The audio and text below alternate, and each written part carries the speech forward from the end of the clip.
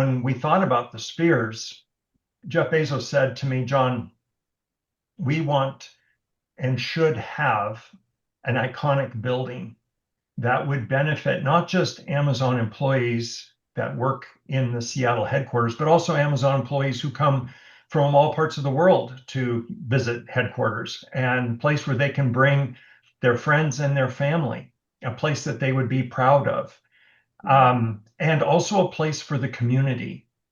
He said, 150 years from now, when people have forgotten about Amazon. And I thought, oh my gosh, I can't believe he would say something like that. But if you think about it, 150 years from now, none of us are going to be around. Who knows? Whether Amazon will still be around or not. And he goes, but I want people to walk by this building and say, wow, these people were really forward thinking.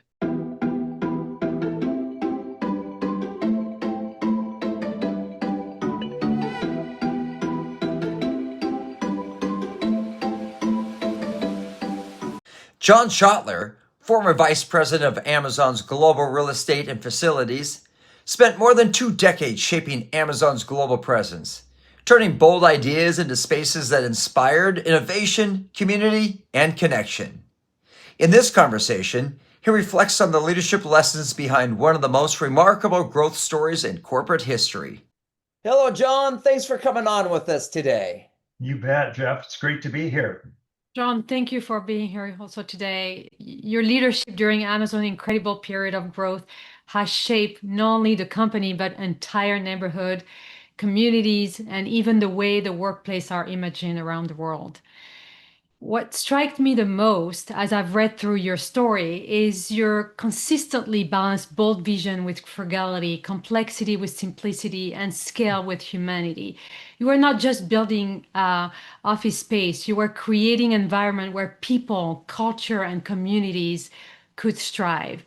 So today, I'd love to explore your leadership journey through that lens, how you made decisions in moments of risk, how you led in times of complexity, and what lessons you believe future leader can carry forward.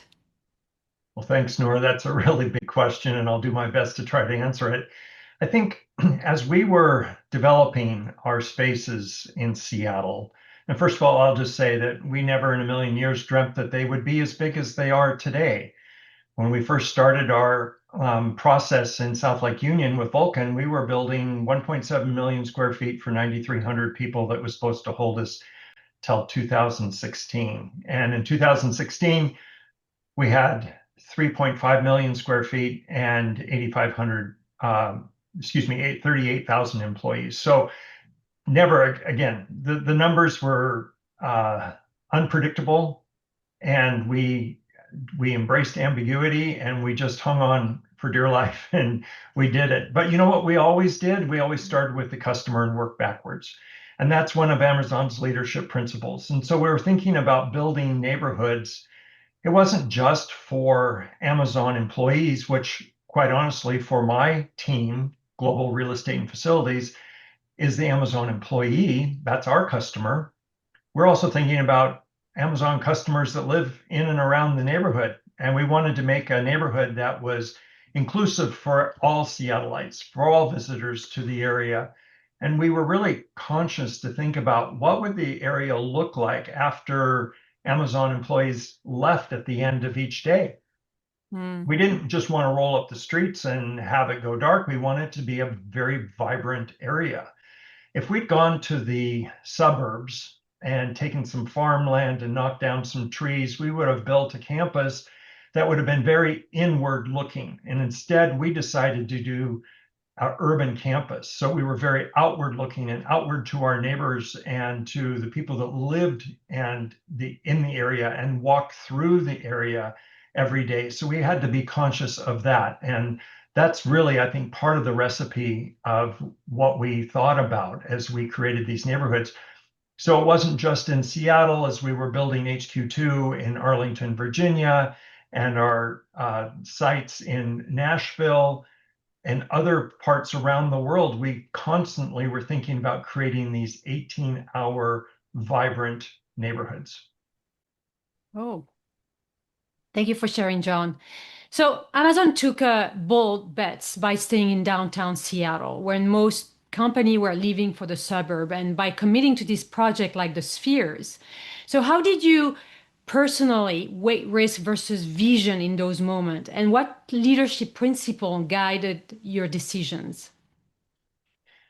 Well, again, we were thinking about the customer first and working backwards. And I recall when we thought about the spheres, Jeff Bezos said to me, John, we want and should have an iconic building that would benefit not just Amazon employees that work in the Seattle headquarters, but also Amazon employees who come from all parts of the world to visit headquarters, and a place where they can bring their friends and their family, a place that they would be proud of, and also a place for the community.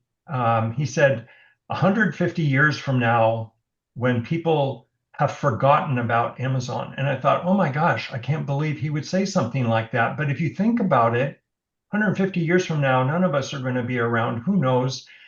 Whether Amazon will still be around or not.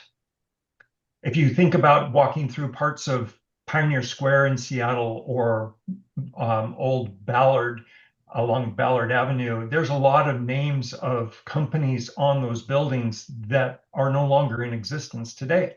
Yeah. So Jeff is always forward thinking. And he goes, but I want people to walk by this building and say, wow, these people were really forward thinking. And he said, I also want to figure out a way that we can connect people to nature. And he went through this complete dialogue about how people's thought processes are different when they are closer to nature.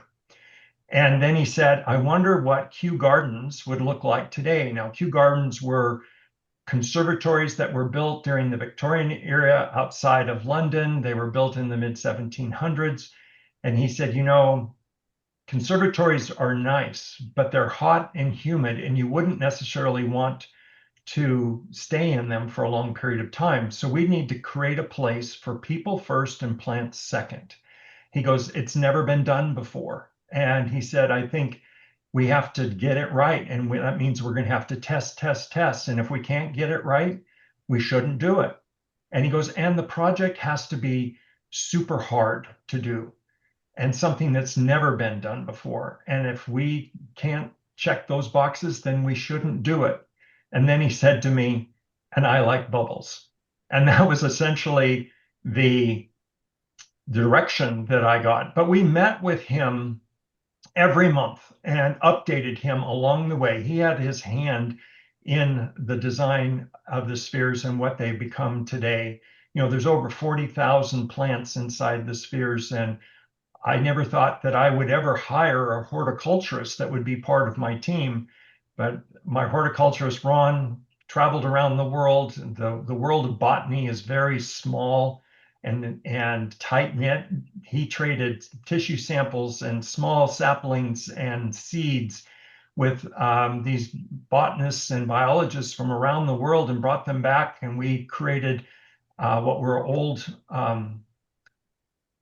greenhouses for molebacks. There was a business that used to be over on the east side. We took that over and we created these greenhouses full of these plants. And I remember Ron being so excited and asking me to come to see them. And I went, and there was just rack after rack after rack of these pots with just these little tiny plants. And I said, Ron, we don't have a second chance at a first impression. This place needs to look absolutely incredible on day one.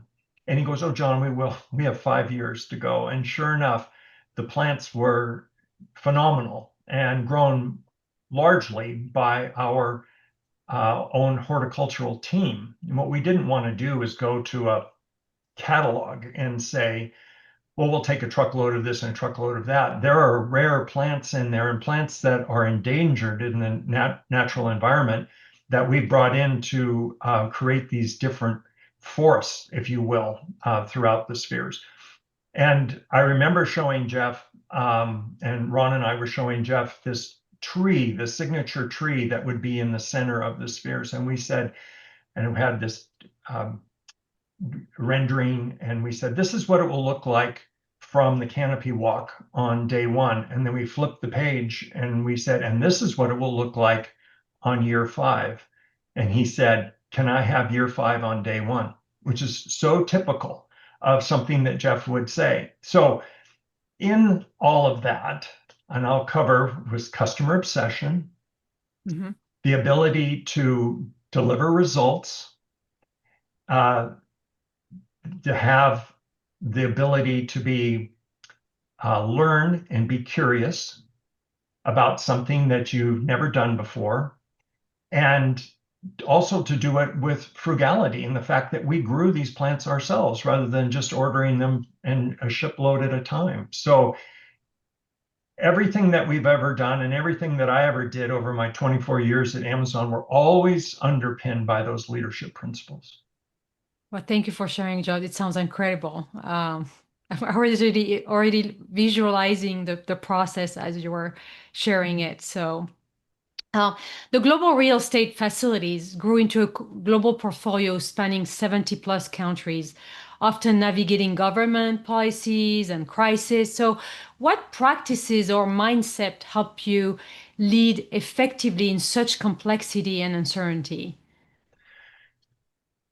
It was a very interesting time because we would receive feedback from different teams, different groups. So take AWS as a group, or our retail group, everything that you see on the site, or finance, legal, devices such as Kindle and Alexa and other devices, about their needs for growth. And they would tell us that they were going to grow by X percentage, and yet we didn't know where those people were going to be.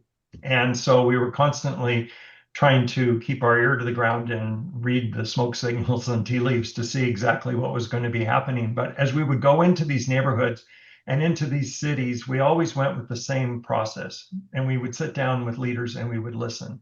We'd listen to them as to what their needs were in the community. We knew that we were going to be a big player. Being a big player, with great success comes great responsibility, and you can't just go into any community and take from it. You have to be able to give back. And so assuming that we had for instance a homeless situation in Seattle, which we still do today. That's how Mary's Place came about, and it was a true need that we needed to help the community with, and we had the ability to do that, and the stars aligned. And I'm always looking for opportunities that are synergistic, where people can come together. When we went to Arlington for HQ2, we didn't just go in and say, well, we're just going to build a homeless shelter because that's exactly what you need. We actually listened to what their needs were, and their needs was high school.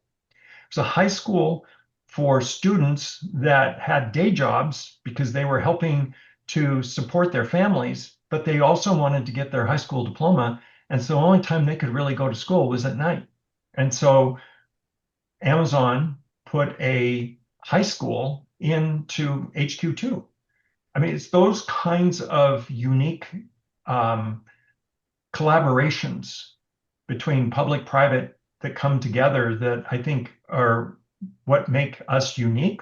And I keep saying us, they, them. I'm no longer an employee of Amazon, so I can speak more freely. But I think I'm very proud of that, and still to this day, extremely proud of what we were able to achieve in all of these different markets around the world.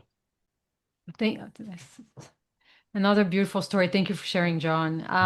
So looking back on the 24 years at Amazon, what's the single most important leadership lesson you'd want the next generation of executive inside or outside even Amazon to take away from your journey? Well, one thing that I learned, and quite honestly, Nora, it took me time to learn this because it's so antithetical and it's the opposite of what and how I was raised, but it's the willingness to take risks and the willingness to fail. And at Amazon, they gave us these opportunities that no one would have ever had the opportunity to do, such as the spheres, as an example. is that if we're going to take a risk and we knew that it was okay to fail, we had to be able to fail fast, learn from that. And if we needed to retool and rethink and put together a different game plan, then we could go for it again. But it was that opportunity to just dive deep and to think about ways to get things done. It's always easier to say no than it is to say yes. I have an example of that. When we were building in South Lake Union, the first phase, the first buildings that were going to open in 2010 were these buildings that were on Terry Avenue between Thomas and Harrison. And it was called, at the time, Day One North, Day One South, because as Jeff would say, it's always Day One. And in the middle was an old building that was a historic structure called the Van Voorst Building. And those buildings are now Cricket and Invictus, but the Van Voorst Building is still in the middle, because when we built a tower on the Denny Triangle area, we called that building Day One, and that's where Jeff's offices were moved to. Anyway, we're building this building, and I'm sitting down with Jeff and getting feedback from him. And he said, so tell me about this complex and how it's all going to work. And I said, well, there's a 6-story building on the north side, 6-story building on the south side. There's a 2-story building in the middle, this beautiful plaza area. He goes, what's happening in this 2-story building? I said, well, it's a historic building. It's a landmark building. And it's going to be so cool. It's going to be like Amazon's living room. There's going to be a fireplace in there, and there's going to be a Vita Cafe in there, and all of our launch posters and the first books that were ever sold on Amazon, and books, music, and video, and sort of like a historical timeline of Amazon in the early days. And then on the second level are a variety of different conference rooms. He goes, John, that sounds amazing. He goes, how do I get into that building? I said, well, you're going to sit here in this building on the north side. You're on the 6th floor. You'll walk down the stairs, because he likes to take stairs rather than elevators, up and down. And you cross the plaza here, and you'll come into the south portion of this building. And he goes, well, why wouldn't I come into the north portion? I said, well, there's a entry on the south side, but not the north side. And so you'll just come across, and you'll walk in, and you'll come in the south side here. And he goes, but wouldn't it be better to have a door on the north side? And I said, ideally it would, but this building was already designed, permitted. It's a historic structure. It's gone through landmarks. It's gone through design review. It's gone through Seattle Design Commission, landmarks, so on and so forth. And I said, and so that's what we get. And he goes, but I thought you brought me here for my feedback. And I said, I did. And what I'm hearing is that you would like a door both on the south side and the north side. He goes, absolutely, I would. And I said, okay. So the next day, I get all of the different teams outside of Amazon, the architect, the developer, the general contractor, the project management team. I get all of these folks, about 30 of people, around the conference room table. And I said, we've been looking at this design in this building. And I didn't say Jeff wants, I said, and we would really like to have a door on either end, the south and the north side. And they said, well, but John, you can't do that. It's a historic structure. It's gone through all of these different approval processes, and there'll be a delay to the project. It was easier for them to say no than to say yes. And I said, I know that. I understand all of that. And I believe we can find a path to yes. And I will be with you every step of the way. I will help you. I will go to all the meetings. You're not in this alone. And so we went on that journey together. And after each of those meetings with the Design Review Board and Seattle Design Commission and landmarks, and then back to the City Council and to revote and to do all these things, everyone said at the end of the day, you know what, that's such a better design. And then the coup de grace was when I went over to grab Jeff and say, I want to tour you around and see. He goes, let's go. So of course we hit the stairs and we go down 6 floors and we go to the lobby and we exit. And he starts to beeline across the plaza. I said, whoa, wait a minute, where are you going? He goes, well, that's where the door is. And I said, I have something I want to show you. And it's follow me. So we come around and he goes, oh my God, you remembered. And I said, well, of course I remembered. You mentioned something, you asked. that's my job, is to listen and to help deliver results, customer obsession. Again, all these leadership principles keep coming back. And he said, this is just incredible. And as a result of that, that was something that he used to tell a lot in S-team meetings and whatnot as an example of a path to yes. And it was something that I was known for delivering not only to my team, but external teams and as mentoring throughout Amazon over the past 20 years, 24 years. And when I retired, again, lo and behold, unbeknownst to me, the company decides to rename the Van Voorst building, not the John Schoettler building, thank God, but the Path to Yes building for something that is known as a leadership competency, not necessarily a leadership trait, but a leadership competency within the company. Oh, love it. Thank you for sharing this amazing leadership lesson and about this leadership competency that I so agree with. And so thank you so much, John. I will pass it to You Jeff. bet. Happy Thank to. So, John, I mean, I don't know how you started. I mean, tell us a bit about your background. I mean, 24 years at Amazon sounds like quite a history. But what were your original? How did you start out in this industry? Started out with Unico Properties. Back in 1984, I was looking for an opportunity. I was working for a company. It was a entry-level position out of college. I knew that it wasn't where my heart was at. I wanted to do something completely different than what I was doing at that time. And so I went to the library. This is way before the internet. And I looked up on microfiche and I learned about Unico Properties and Wright Runstad and Gerald Hines, Martin Seelig, and I read all these articles. And then I heard that there was an opportunity for a job as assistant operations manager at Unico Properties. And so I interviewed there, similar to Amazon interviews. I had 8 interviews. So I met with 8 different people.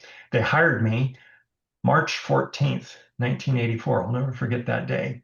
And I was there for a good 15 years. And the last 5 years that I was there was senior VP and chief operating officer of the company. So I was on an upward trajectory. It's a privately owned company.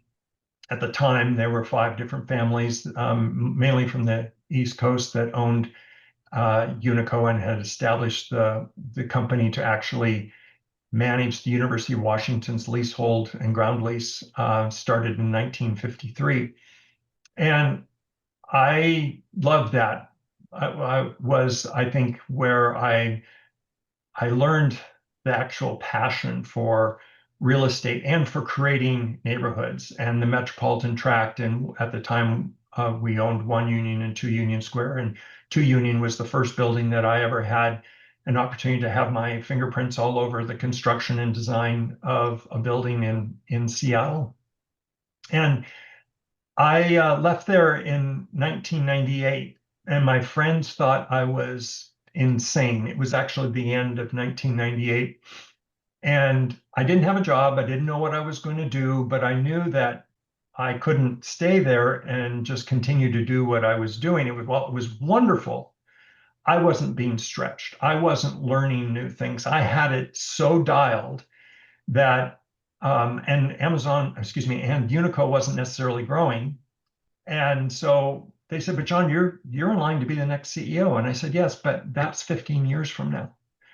And there's a lot more to life. And I just don't, I need to figure that out. And so I took time off and I interviewed with some other companies. And after Unico, it just seemed like that was a step down, quite honestly. And I really believe that what you touch becomes a part of you. And I really wanted a really very ethical, well-known brand to associate myself with.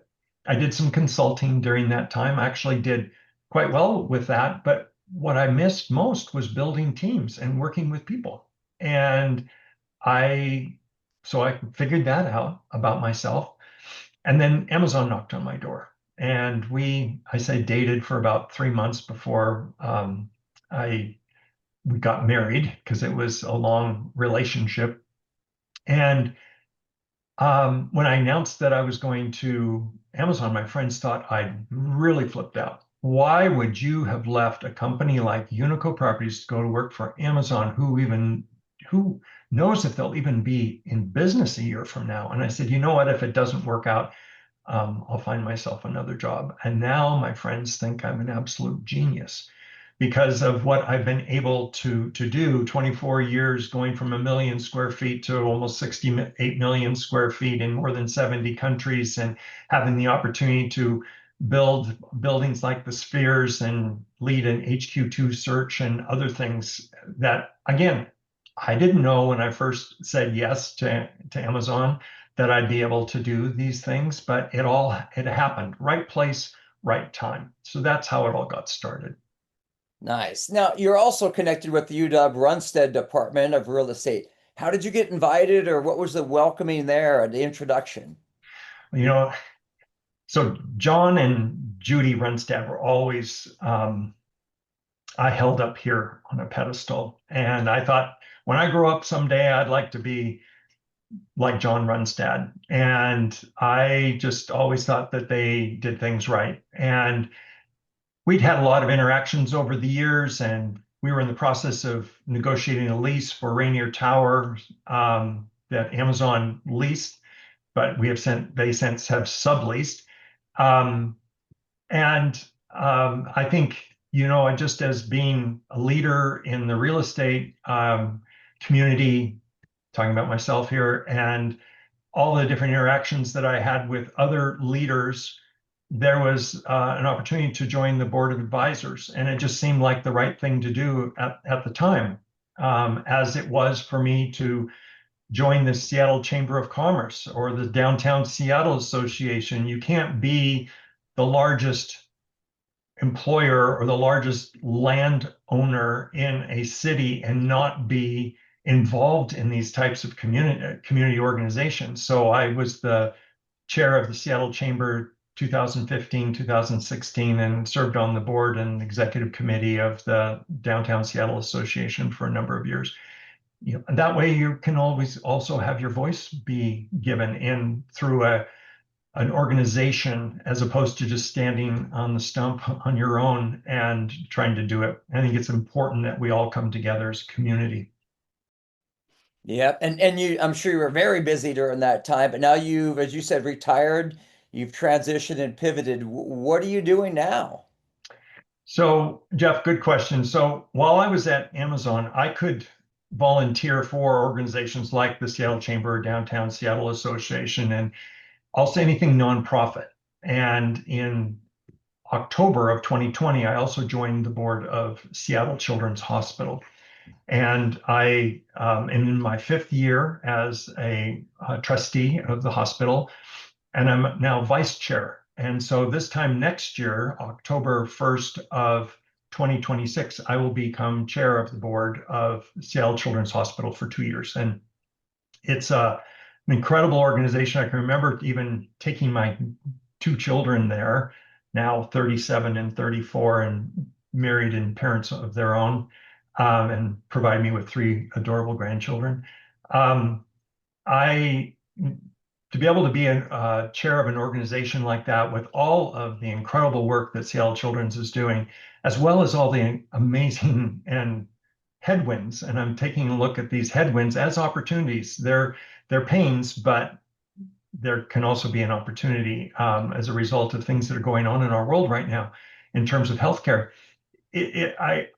I just want to continue to learn. I want to stay relevant, and I'm grateful that my peers on the board of trustees at Seattle Children's think that I would make a great board chair, so they elected me as one.